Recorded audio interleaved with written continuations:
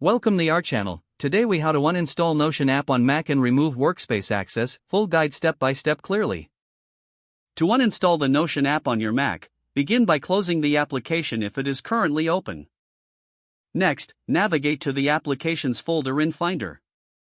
Locate the Notion app within the Applications folder. Once found, right-click on the Notion app icon.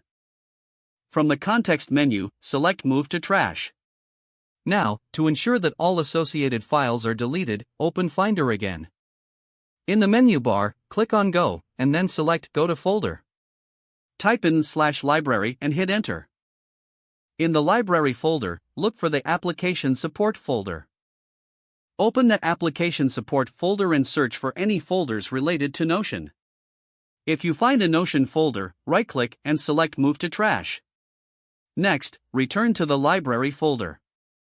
Look for the Caches folder. Open the Caches folder and delete any Notion-related cache files. Additionally, go to the Preferences folder in the library. Search for any files that contain Notion in their name.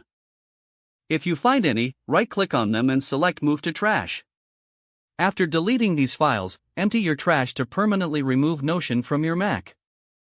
Now, to remove your workspace access, visit the Notion website in your web browser.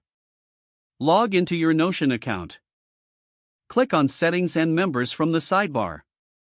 Select the Members tab to view your workspace. Locate your name in the list of members. Click on the three dots next to your name. From the options, select Leave Workspace. Confirm your action to remove your access to the workspace. Once completed, you have successfully uninstalled Notion from your Mac and removed your workspace access. If the page does not load, refresh the browser or try again in a private or incognito window. Make sure you are using the correct email address, then retype it carefully to avoid small typos. If your password is not accepted, use the reset option and create a new strong password you can remember. Check your spam folder for verification or security emails, then complete any requested confirmation steps.